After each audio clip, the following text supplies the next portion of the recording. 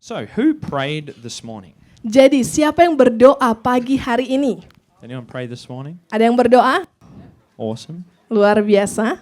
What did we pray for? Apa yang kita doakan? Do we pray that we have a nice day? Apakah kita berdoa supaya kita punya hari yang baik, yang bagus? Maybe that would be a blessed day. Hari yang diberkati Tuhan? Maybe that we would be protected as we traveled to church. Mungkin supaya kita diproteksi ketika kita berangkat ke gereja. These are good things to pray for. Ini adalah hal-hal baik yang didoakan. I pray for those things as well. Saya juga berdoa untuk hal-hal itu pagi hari ini. But, as Paul writes in Ephesians 3, we can pray for so much more. Tapi Rasul Paulus katakan di Efesus 3, kita bisa berdoa dengan banyak hal yang bisa kita doakan. So over the last 2 weeks, we've heard stories or heard about the prayers that Paul wrote in the book of Ephesians. Jadi selama 2 minggu terakhir kita telah mendengar doa dari Rasul Paulus yang dituliskan dalam kitab Efesus. And so these prayers, they're not just nice sounding words. Ini bukan doa yang kedengarannya baik dan bagus saja. They're not just so Paul can show off how eloquently he prays. Kita nggak cuman kita melihat betapa luar biasanya Paulus berdoa, But this prayer is the kind of prayer that we talked about a few weeks ago in James chapter 5. tapi ini adalah doa yang kita dengar sebelumnya di Yakobus pasal 5. James 5 verse 16 tells us that the prayer of a righteous person is powerful and effective. Yakobus 5 ayat 16b dikatakan doa orang yang benar bila dengan yakin didoakan sangat besar kuasanya. Powerful and effective because the person who's praying it has been made right with Jesus. Kenapa berkuasa? Karena kita sudah dibenarkan oleh Kristus. And because they're praying in line with God's will. Karena kita berdoa sesuai dengan kehendaknya Tuhan. See, these prayers that Paul wrote, they are God's heart for every believer. Jadi doa ini yang dituliskan oleh Paulus ini adalah hatinya Tuhan.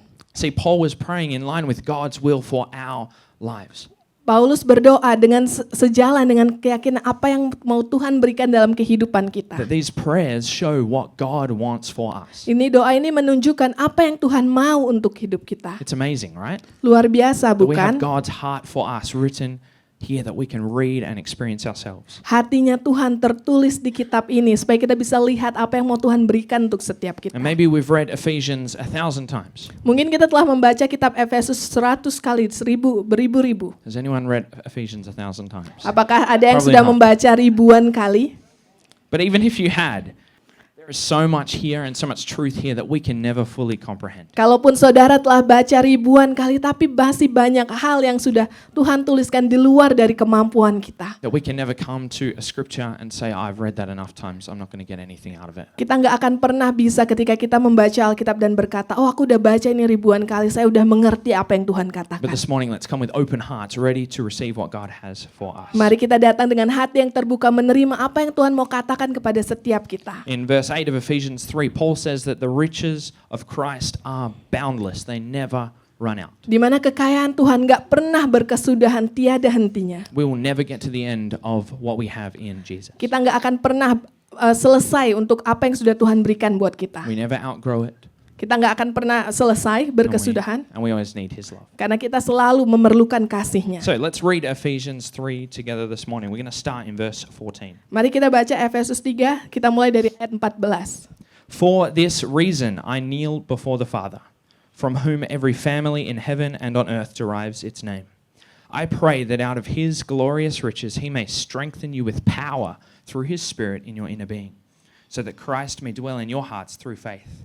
And I pray that you, being rooted and established in love, may have power together with all the Lord's holy people to grasp how wide and long and high and deep is the love of Christ, and to know this love that surpasses knowledge, that you may be filled to the measure of all the fullness of God. Wow.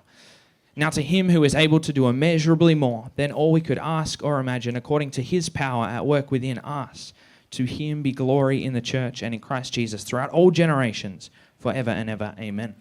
Efesus 3 ayat 14 sampai 21. Itulah sebabnya aku sujud kepada Bapa yang daripadanya semua turunan yang di dalam surga dan di atas bumi menerima namanya. Aku berdoa supaya Ia menurut kekayaan kemuliaannya menguatkan dan meneguhkan kamu oleh rohnya di dalam batinmu. Sehingga oleh imanmu Kristus diam di dalam hatimu dan kamu berakar serta berdasar di dalam kasih-Nya. Aku berdoa supaya kamu bersama-sama dengan segala orang kudus dapat memahami betapa lebarnya dan panjangnya dan tingginya dan dalamnya kasih Kristus, dan dapat mengenal kasih itu sekalipun melampaui segala pengetahuan. Aku berdoa supaya kamu dipenuhi di dalam seluruh kepenuhan Allah. Bagi Dialah yang dapat melakukan jauh lebih banyak daripada yang kita doakan atau pikirkan, seperti yang ternyata dari kuasa yang bekerja di dalam kita. Bagi Dialah kemuliaan di dalam jemaat dan di dalam Kristus Yesus turun-temurun sampai selama-lamanya. Amin. Beautiful. Amen. Amin. So Paul begins his prayer with for this reason. Paulus memulai doanya dengan inilah sebabnya, itulah sebabnya. For what reason? Untuk apa alasannya? As with any case of reading the Bible, it helps to read the verses before. Iya, karena kita membaca firman Tuhan, bagus juga kita membaca ayat sebelumnya. So verse 1 to 13 of Ephesians 3 talks about Paul's message to the Gentiles or the non-Jewish believers. Di mana Paulus menuliskan dalam ayat sebelumnya kepada setiap orang-orang yang bukan Yahudi. And then about the call of the church and the purpose of the church. Panggilan sebuah gereja dan tujuan dari gereja tersebut. And that we all have an important role to play in that. Di mana kita semua mempunyai peran yang penting. And so the reason that Paul is drawn to prayer, the reason that he's bowing before the Father in prayer is because of the call on the church to outwork God's plan on the earth. Alasan kenapa Paulus sujud berdoa adalah dengan tujuan supaya setiap orang bisa mengetahui tujuannya mereka. Paul knows that if we're going to do this, we need prayer. Karena Paulus mengetahui kalau kita harus melakukan ini, maka kita memerlukan supaya kita harus berdoa. If we're going to live out and do God's will for our lives, then we need to be in. Kalau kita mau melakukan kehendak Tuhan, maka kita harus berdoa. Prayer is where we discover God's will for us. Di mana ketika kita berdoa, kita mengetahui, mengalami apa kehendak Tuhan dalam hidup kita. Where we surrender our own desires, what we want to do. Kita serahkan keinginan diri kita, apa yang mau kita It lakukan. can be where we hear His voice. Dan kita bisa mendengar suara Tuhan. It can be where we see breakthrough and transformation in our lives. Di mana kita bisa melihat transformasi dan juga terobosan di dalam hidup kita. Then in verse 15, Paul mentions the fact that we are all under the Father. Di mana di dalam ayat 15 dikatakan kita adalah di bawah Bapa. That as followers of Jesus, we are all united under our Father God. Sebagai pengikut Kristus kita ada di dalam Bapa. We're called to live in unity as the church. Kita dipanggil untuk hidup dengan sebuah kesatuan. Not just within C3 the Bukit, Tidak hanya di dalam Sitri The Bukit but saja, with all churches. tapi Right? dengan gereja-gereja yang lain. That we're on the same team. Kita berada di dalam tim yang sama. And as we have unity, the Word of God says that comes.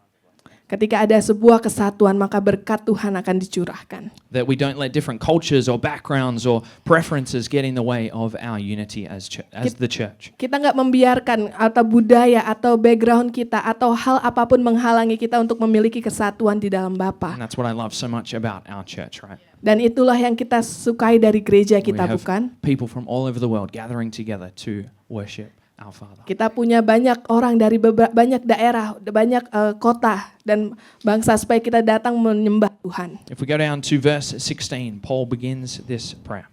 Dalam ayat 16, Paulus memulai doa ini. And so Paul prays for 5 things in this prayer. Dalam hal ini, Paulus berdoa untuk 5 hal. And so the first thing he prays for is that we would have strength in our inner being. Yang pertama adalah kita mempunyai kekuatan dalam batin kita. I want us to think for a moment.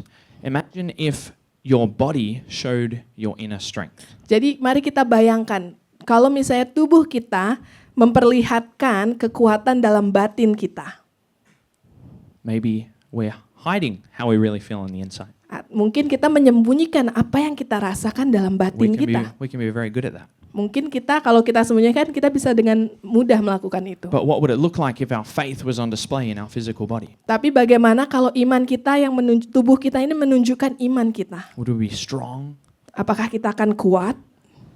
Or would we be like this maybe? Atau apakah kita bakal seperti ini, letih, lesu? Or maybe we feel like we'd barely even be able to get up. Atau bahkan mungkin kita merasa kita nggak bisa bangkit. See, it's very easy for us to hide what's going on in the inside. Sangat mudah bukan untuk kita menyembunyikan apa yang terjadi di dalam diri kita, dalam batin kita. Easy to hide how our faith really is.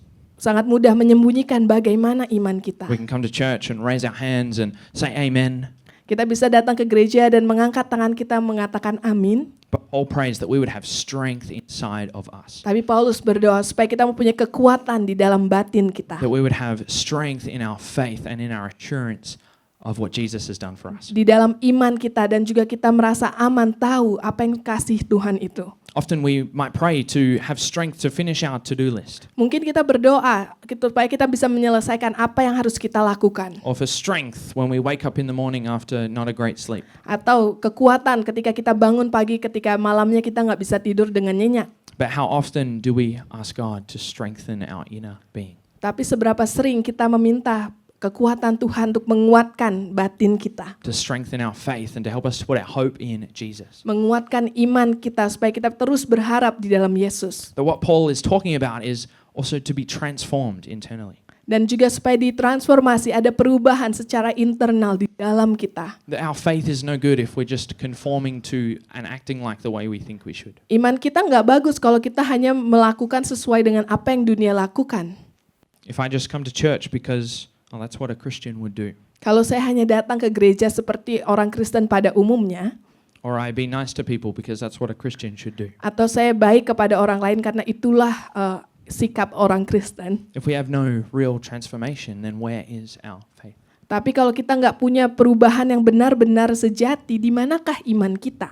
The command in Romans 12 verse 2 is to not conform to the world, but to be transformed. Not to act like a Christian, but to be transformed. Di dalam Roma 12 dikatakan supaya kita mengalami pembaharuan budi kita, ditransformasi. That we would be changed in who we are, not just in what we do. Diubahkan siapa kita, bukan apa yang kita lakukan. And we have a part to play in this. Dan kita mempunyai bagian yang bisa kita mainkan dalam hal ini. Our decisions matter. Keputusan kita sangatlah penting. I can't just sit back and scroll social media all day and say, I'm just waiting for God to transform me. Kita nggak bisa Doesn't duduk work like that. melihat sosial media, nge-scroll dan katakan saya menunggu Tuhan untuk mengubahkan diri saya. What we choose to focus our mind on matters. Apa yang kita putuskan untuk memfokuskan pikiran kita sangatlah penting. At Connect Nights, we've just finished the scripture practice, so talking about reading the Bible. Dalam Connect Night kita baru saja menyelesaikan dalam Alkitab tentang menghafalkan firman Tuhan. And the final session on Wednesday was about memorizing scripture. Di akhir dalam Connect Night ini menghafalkan firman Tuhan. And this is so powerful, and I've experienced this in my own life. Dan sangat berkuasa karena ini saya mengalami dalam diri saya sendiri. That this is part of how God brings transformation in our lives. Inilah bagaimana Tuhan memberikan transformasi dalam kehidupan kita. See, when I was in high school, I was terrified of what people thought of me. Ketika saya berada dalam SMA, saya sangat takut dengan apa yang orang lain pikirkan tentang saya. I was scared to be called a Christian. Saya sangat takut dipanggil menjadi seorang Kristen. I would just go around and do what everyone else did. Saya hanya pergi ke teman-teman dan melakukan sebagaimana teman saya lakukan. Not because I wanted to be rebellious, Bukan karena saya mau menjadi pemberontak, but because I was scared. tapi karena saya takut. Not because I wanted to do the wrong thing, Bukan karena saya mau melakukan hal yang salah. but because I was fearful of what people would think of me. Saya takut dengan apa yang orang lain pikirkan tentang saya. But then, as I began to read God's word Ketika saya mulai membaca firman Tuhan and was encouraged by my Connect leader at the time, dan juga dikuatkan oleh Connect leader saya, I discovered God's truth for me saya and for all mengalami of us. kebenaran yang Tuhan katakan bagi saya dan setiap kita. 2 Timothy 1 verse 7 says, "For the Spirit God gave us does not make us timid, but gives us power, love, and self-discipline." Di dalam 2 Timotius 1 ayat 7, sebab Allah memberi kepada kita bukan roh ketakutan, melainkan roh yang membangkitkan kekuatan, kasih, dan ketertiban. Joshua 1 verse 9 says, "Have I not commanded you, be strong and courageous. Do not be afraid, do not be discouraged, for the Lord your God will be with you wherever you go." Yosua 1 ayat 9, bukankah telah kuperintahkan kepadamu, kuatkan dan teguhkanlah hatimu, janganlah kecut dan tawar hati, sebab Tuhan Allahmu menyertai engkau kemanapun engkau pergi. Does that strengthen our faith? Apakah itu menguatkan iman kita? That I do not have to fear. Saya nggak perlu takut. And look, it wasn't an overnight change. I didn't read these verses once and yeah, I'm fine. I can do whatever. I can go and be a Christian and pray for people at school and whatever. It didn't happen like Perubahan that. ini nggak perubahan semalam langsung terjadi. Besoknya saya langsung bangkit berdoa bagi orang lain. But as I continued to read the Word of God and remembered these verses, I was beginning to change. Ketika saya terus-menerus membaca firman Tuhan, mengingat, menghafalkan ini, itulah yang mentransformasi kehidupan saya. I began to believe that about myself. Saya mulai mempercayai ini untuk diri saya. Not because I'm so good and so confident, Bukan karena saya bagus atau confident percaya diri, but because God strengthened me on the inside tapi karena Tuhan menguatkan saya dari dalam and His truth transformed me. dan kebenaran Tuhan mentransformasi, mengubahkan saya. So now when fear comes, Holy Spirit very often brings these verses to my mind. Ketika saya mulai takut, Roh Kudus membawa saya mengingatkan kembali oleh ayat ini. And I'm able to pray and say, I am not afraid because my God is with me. Karena saya bisa berkata, saya nggak perlu khawatir, takut lagi karena Tuhan saya bersama dengan saya. And so the thing is, we are usually far quicker to ask for prayer for physical sickness, right? Secara dengan mudah, kadang kita berdoa meminta kesembuhan secara fisikal kita. Rather than prayer for healing from addiction or from sin or from negative patterns of thinking. Tapi mungkin agak sulit untuk berdoa untuk meminta pertolongan tentang kecanduan kita atau hal-hal yang terjadi dalam diri kita. That we don't want people to know what's going on in the inside. Kita nggak mau orang tahu apa yang terjadi dalam batin kita. But that's what God cares about. Tapi Tuhan peduli oleh itu. That we would be strengthened through His Spirit in our inner being. Melalui rohnya kita dikuatkan dalam batin kita. Who doesn't want that, right? Siapa yang nggak mau itu, bukan? It's awesome. Luar biasa. That we would have freedom and strength to live the life that God has for us. Kita punya kebebasan dan kekuatan untuk hidup dalam panggilannya Tuhan. And so this is the first part of Paul's prayer, that we would be strengthened. Itu adalah hal pertama yang Paulus doakan, supaya kita dikuatkan. Not by our own efforts, Bukan dengan upaya kita sendiri, but by the power of Holy Spirit working in our lives. dengan Roh Kudus bekerja dalam diri kita. And strengthened for what purpose? Dan dikuatkan untuk tujuan apa? The second thing that Paul prays for, so that Christ would dwell in our hearts through faith. Yang dimana ini menjadi poin kedua, yaitu sehingga oleh imanmu Kristus diam di dalam hatimu. As followers of Jesus, we have the promise that Christ dwells inside of us. Kita mempunyai sebuah janji kalau Tuhan berdiam di dalam hati kita. That's pretty crazy, right? Hal yang besar, bukan? What a promise. Janji yang luar biasa. That as we put our faith and our trust in Jesus, that He is with us. Ketika kita menaruh iman percaya kita kepada Yesus, Dia ada di dalam kita. It is through faith that we receive Him into our lives. Melalui iman kita menerima Yesus dalam diri kita. Not by earning it or achieving it, by doing good stuff. Bukan dengan upaya kita melakukan hal-hal yang baik. And this happens as we are transformed and renewed in the way that we think, the way that we live. Ini terjadi ketika kita diubahkan secara pembaharuan budi kita. See, in Paul's time when he's writing, he uses the word heart to refer to our thoughts and our motives. Di dalam waktunya Paulus, dia mengatakan hati untuk melihat motif kita, apa yang kita lakukan. And our will, what we want to do. Kehendak kita, apa yang mau kita lakukan. The prayer is then that through the transforming power of Holy Spirit, through faith, we would become more like Jesus. Doanya adalah melalui firman Tuhan, melalui iman kita, kita ditransformasi. That our thoughts and the things we do would be changed. Segala sesuatu yang kita lakukan dan pikirkan akan diubahkan. That in our mind we would think selflessly. Secara pikiran kita, kita berpikir secara egois. We would love others. Kita mungkin mengasihi orang lain. And we would think the best of others. Mungkin kita memikirkan yang terbaik bagi orang lain. I know my mind can go the other way very quickly. Tapi pikiran saya bisa mengatakan hal yang berbeda secara cepat. That I'm very quick to be selfish. Dan kadang saya sangat mudah untuk menjadi egois. And that's something that we all need more of, right? Is this power to live and to become more like Jesus. Dan inilah yang kita perlukan, kuasa supaya kita bisa hidup sesuai dengan apa yang Tuhan katakan. Then at the end of verse 17, Paul describes the result of Christ dwelling in us. Di akhir dalam ayat 17, apa alasan tujuan akhirnya Tuhan berdiam diri di dalam diri That kita? number 3, we are rooted and established in love. Yaitu nomor 3, kita berakar serta berdasar di dalam kasih-Nya. If we think of a tree, Coba kita pikirkan sebuah pohon. it is rooted and established in soil. Dia berdasar dan berakar di dalam tanah.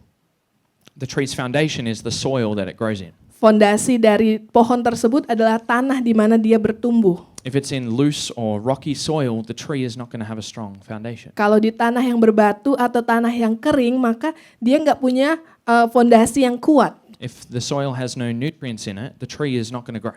Kalau tanah itu nggak punya nutrisi, maka pohon itu nggak akan bertumbuh. The soil matters. Tanahnya itu penting. And this is the image that Paul is getting at, that we are rooted and established in the love of Jesus. Di mana kita berakar dan berdasar di dalam kasih-Nya Tuhan. Ini yang Paulus mau tekankan. Not love for our crush or some handsome Korean actor. Bukan kasih kepada orang yang kita sukai atau aktor-aktor Korea yang katanya ganteng. Not love for nasi goreng. Bukan kasih untuk makanan atau nasi goreng. But rooted and established in the love of Christ. Tapi berakar dan berdasar dalam kasih Kristus. That to be established means to be firm and strong. Berdasar artinya kuat dan teguh. To be stable and secure.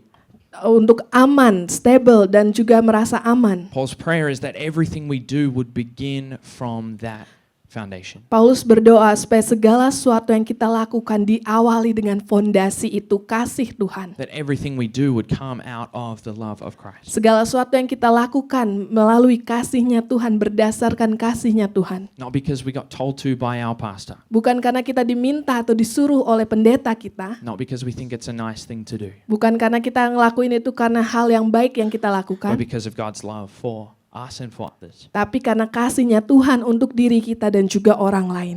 That we are secure and rooted in that love that God has for us. Kita aman dan berakar dalam kasih yang Tuhan berikan. That we are not swayed or pushed over by other things because we are strong and rooted and established in His love. Kita nggak terombang-ambing oleh apapun, tapi kita berakar kuat, teguh di dalam His love that kasih-Nya. never fails us. Kasih yang nggak pernah berkesudahan. That is unconditional. Kasih yang nggak pernah ada batasan. And so we might say, but how can we know that God loves us? Tapi mungkin kita bertanya, bagaimana kita mengetahui kasih-Nya Tuhan? When we talk about the love of God, it might seem like this ethereal thing that goes on in the universe or whatever. Mungkin You kita know? ketika kita berpikir kasih Tuhan, kasih yang ada di dalam universe atau apapun itu. But Paul says that there is a very tangible love Tapi ada kasih yang kelihatan nyata, that is measurable and is measured by what Jesus has done for us on the yang cross. tak terukur, yang sudah Tuhan berikan, Dia lakukan buat hidup kita. Verse 18, Paul prays that we would have power together as the Lord's holy people to grasp the width, length, height, and depth of God's love. Di mana kita bisa memahami betapa lebarnya dan panjangnya dan tingginya dan dalamnya kasih Kristus itu. I don't know about you, but when I was studying for my exams to finish high school, I was not told that I need power to understand algebra. Ketika saya nggak tahu bagaimana dengan saudara, ketika saya mau menyelesaikan SMA saya nggak dikasih tahu kalau saya harus punya kuasa untuk memahami teori dari aljabar. Or power to write a good English essay. Atau kuasa untuk menuliskan esai bahasa Inggris. Maybe it would have helped me. Mungkin kalau saya punya kuasa itu membantu saya. But what Paul is praying is not that we would understand God's love in our head, Tapi yang Paulus doakan, kita nggak cuman mengerti kasih Tuhan dalam pikiran kita. but that we would experience it and know His love in our heart. Kita mengetahui dan mengalami kasih itu dalam hati kita. That is one thing to know and say, yes, I know I'm loved by God. Seng- But it is sat- another thing to then experience that. Satu hal, ya saya mengetahui kasih Tuhan, tapi satu hal lebih lagi, yaitu kita mengalami kasih itu. The love of Jesus is measurable. It's not some made up idea. Kasih Tuhan kita bisa ukur, di mana itu bukan sekedar ide saja. It's wide. Itu lebar, It covers all our faults, our sin, and is for all humanity. yang mengcover semua dosa kita, kesalahan kita dalam manusiawi kita. It's long. Panjang, It's from everlasting to everlasting. dari everlasting sampai everlasting yang tak berkesudahan. When did God's love for us begin? Di mana kasih Tuhan dimulai? A long time before we were born. Jauh sebelum kita lahir. When will God's love for us end? Kapan kasih Tuhan selesai? Never. Tidak Ya. pernah. Tuhan terus mengasihi kita. It's deep. Kasih itu dalam. His love went down to the depths of the grave. Dalam sampai di dalam ujung maut pun. Jesus dying on a cross, being put in a tomb. Yesus mati di kayu salib, dikuburkan. And His love is deep enough to reach those who are so lost, so broken. Dalam yang bisa menjangkau setiap kita yang rusak, setiap kita yang mengalami kesalahan. Those people we see and think, there's no hope for them. Mungkin kita berpikir kalau orang lain gak punya harapan atas itu, Tuhan menjangkau mereka. His love is deep enough. Kasih Tuhan sangat dalam And it's high. Dan tinggi kasih Tuhan. It lifts us up to sit with Christ in eternity. Mengangkat kita supaya kita bisa duduk bersama dengan Bapa. That His love is for us in our best moments and our worst moments. Kasih Tuhan bersama dengan kita dalam hari yang baik kita dan hari yang buruk kita. Paul writes in Romans chapter 8, Paulus menuliskan dalam Roma 8. "For I am convinced that neither death nor life, neither angels nor demons, neither the present nor the future, nor any powers, neither height nor depth, nor anything else in all of creation will be able to separate us from the love of God that is in Christ Jesus our Lord." Roma 8 ayat 38 sampai 39. Sebab aku yakin bahwa baik maut maupun hidup, baik malaikat-malaikat maupun pemerintah-pemerintah, baik yang ada sekarang maupun yang akan datang, atau kuasa-kuasa, baik yang di atas maupun yang di bawah, ataupun suatu makhluk lain, tidak akan dapat memisahkan kita dari kasih Allah yang ada di dalam Kristus Yesus Tuhan That kita. we are secure in who we are in Christ. Kita aman dengan identitas kita, siapa kita di dalam Kristus. And His love is the platform for us to go out and to love others. Kasih Tuhanlah platform kita bisa kita pergi keluar dan mengasihi orang lain. God doesn't just want us to do stuff for Him, Tuhan gak mau kita hanya melakukan hal-hal bagi Tuhan saja, but He first loved us. tapi Dia sudah terlebih dahulu mengasihi kita. As we talked about, that this love can change our hearts as we let it. Kasih-Nya Tuhanlah yang mengubahkan hidup kita ketika kita membiarkan Tuhan mengasihi It's so kita. powerful that we would grasp this, not just in our minds, but experience this for ourselves. Berkuasa di mana kita bisa memahami kasih kita gak cuma di dalam pikiran kita, tapi dalam diri kita. That each one of us are loved more than we could ever understand. Setiap kita dikasihi Tuhan di luar dari segala pemikiran, dan di luar dari segala hal yang bisa kita Paul's pikirkan. prayer is that we would be so secure in our identity and in that love that nothing would throw us off. Paulus berdoa supaya kita bisa aman di dalam identitas kita, tidak terombang-ambing dengan apa yang orang lain That katakan. there is no need for competition or comparison. Gak perlu kita berkompetisi atau membanding-bandingkan. There is no need for jealousy or envy. Gak perlu kita cemburu atau iri hati. There's no need to look around and see what other people are doing and be like, oh, I wish I was like that. Kita gak perlu kita melihat orang lain dan kita berharap kita bisa seperti mereka. Oh, if only I could do that. Mungkin kita berpikir kalau misalnya aku bisa melakukan hal itu. God says, I love you as you are. Tuhan katakan, aku mengasihi engkau sebagaimananya engkau. I remember when I was in Bible college, Saya ingat ketika saya berada di dalam kuliah Alkitab saya. I was serving on the youth team at Hepburn Heights, our church in Perth. Saya melayani di dalam youth ketika dalam kuliah Alkitab itu. And there was one of my friends who was also a leader. Jadi juga ada teman saya yang juga seorang leader. And so we were good friends, Kita teman baik, but I would always compare myself to him. tapi saya terus membandingkan diri saya dengan dia. I would look at the things that I did and the things that he did and try to work out, am I doing better than him? Saya terus melihat apa yang saya lakukan, apa yang dia lakukan, terus membandingkan apakah saya melakukan hal yang lebih baik daripada dia. And then I was jealous when he got given a position of leadership. Saya cemburu karena dia diberikan posisi leadership. And I would go away and be like, oh, I deserve that. Saya berpikir, bukannya saya yang harusnya terima itu. What a terrible attitude, hey? Attitude, sikap yang buruk, But bukan? it's real.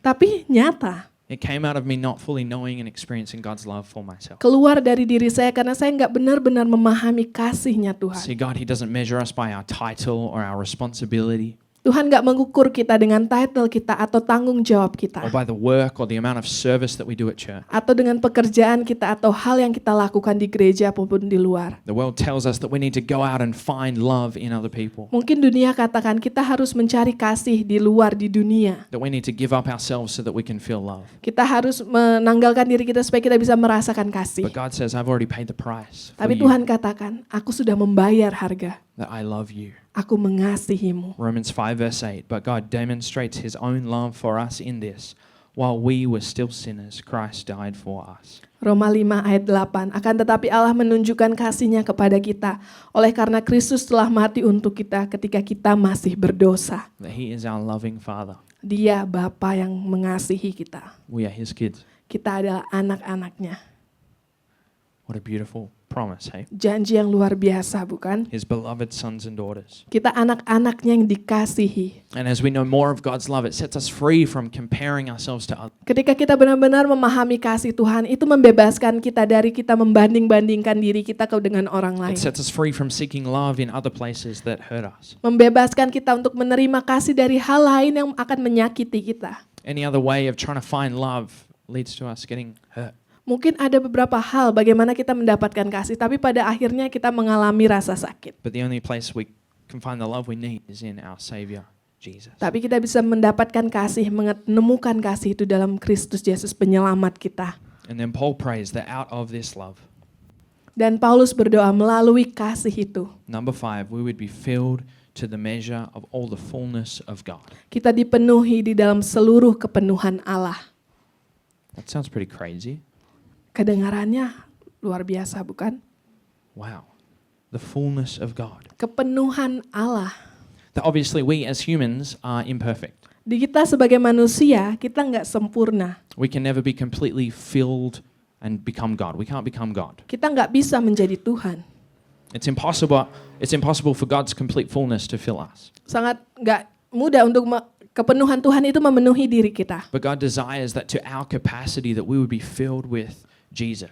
Tapi dengan kapasitas kita, kita dipenuhi oleh Yesus. That we would be so much like Jesus in the way that we live. Kita menjadi serupa dengan Yesus dari cara bagaimana kita hidup. That through the transformation and the power of His Word and Holy Spirit in us. Melalui transformasi dari kuasanya Tuhan di dalam diri kita. And His love for us. Dan kasih-Nya bagi kita. That we would become more and more like Jesus. Kita menjadi serupa seperti Yesus. That we would allow His love to change us. Kita membiarkan kasih-Nya mengubahkan kita. That we would not put up walls and say, I don't need that, I'm going to go find it somewhere else, but we would be open to it. Kita nggak menaruh dinding, kita bisa temukan tempat lain, tapi kita mengatakan, aku akan diberikan kasih oleh Tuhan. Paul prays that we would be filled to our capacity as humans. Paulus berdoa supaya kita dipenuhi dengan kapasitas kita dalam manusiawi kita. He's like, God, give me as much as I can take. Kita bisa berdoa, Tuhan berikan aku sebanyak hal yang bisa aku lakukan. That every area of our life would be led by Holy Spirit. Segala sesuatu, segala area dalam diri kita dipimpin oleh Roh Kudus. To be filled with the fullness of God. Dipenuhi dengan kepenuhan Allah. Ephesians 3 verse 20. Efesus 3 ayat 20. Now to Him who is able to do immeasurably more than all we ask or imagine according to His power that is at work within us. Bagi Dialah yang dapat melakukan jauh lebih banyak daripada yang kita doakan atau pikirkan, seperti yang ternyata dari kuasa yang bekerja di dalam kita. See, we can ask these things for ourselves. Kita bisa minta ini buat diri kita. I think very often, I know I do, ask too little in prayer.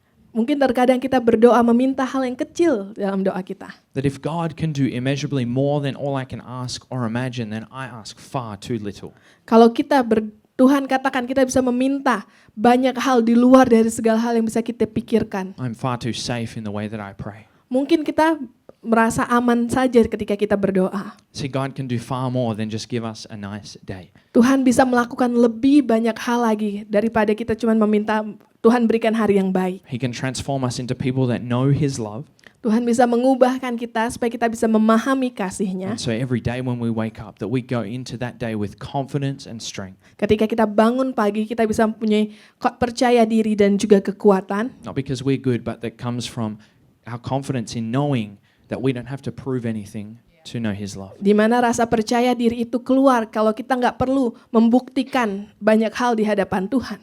That when I wake up in the morning, I don't have to think, oh, I have to do this thing and this thing and this thing. I can say, no, I am a child of God. I am loved the way I am. Ketika kita bangun pagi, kita bisa berkata, saya adalah anak Tuhan, saya dikasihi apa adanya oleh Tuhan. God is able to do more than we could ever think of. Tuhan bisa melakukan banyak hal di luar dari segala yang bisa kita pikirkan. And we can receive these things here in this life. Dan kita bisa menerima ini dalam hidup kita. That the story is not, oh, we have to do all these good things and then later in heaven we experience His love. Ceritanya nggak kita cuma harus melakukan hal ini, maka di surga nanti kita bisa menikmati kasih Tuhan. But it's out of this love here that we serve Jesus. Tapi dari kasih-Nya Tuhan itulah kita bisa melayani melalui kasih itu. It is out of this love that we live here on earth. Melalui kasih yang kita hidupi itu. Ephesians 3 verse 21, the final verse of this prayer. To Him be glory in the church and in Christ Jesus throughout all generations forever and ever. Amen. Efesus 3 ayat 21. Bagi Dialah kemuliaan di dalam jemaat dan di dalam Kristus Yesus turun-temurun sampai selama-lamanya. Amin. the only appropriate response to this is that we would give glory to God. Respon dari segala hal yang Tuhan berikan adalah kita membawa kemuliaan bagi namanya. Because He is able to do far more than we could think. Karena dia bisa melakukan lebih banyak dari hal yang kita pikirkan. That we're called to glorify God with everything that we do. Kita dipanggil untuk memuliakan Tuhan dengan segala sesuatu yang kita miliki. Romans 12 says that we would be a living sacrifice, not just on a Sunday morning, but every day of our lives. Roma 12 dikatakan kita menjadi persembahan yang hidup setiap saat, bukan hanya hari Minggu saja. And in chapter 4 of Ephesians, Paul begins to write about what that looks like. Dan dalam pasal 4 itu, Paulus berdoa bagaimana cara kita bisa melakukannya. What it looks like to respond to this call of Bagaimana- glorifying God with our lives. Bagaimana caranya kita bisa merespon dengan memuliakan Tuhan. But before anything that we do, Sebelum dari segala hal yang kita lakukan, we are loved. kita dikasihi. You are loved the way you are. Kita dikasihi apa adanya. The foundation of our life as a Christian is Jesus' love for us. Fondasi kita sebagai orang Kristen adalah kasih Tuhan buat setiap kita. And if we know the love of Jesus, it then becomes very easy for us to show that to other people. Kalau kita mengetahui, mengalami kasih, itu sangat mudah supaya kita bisa membagikan kasih itu. Let's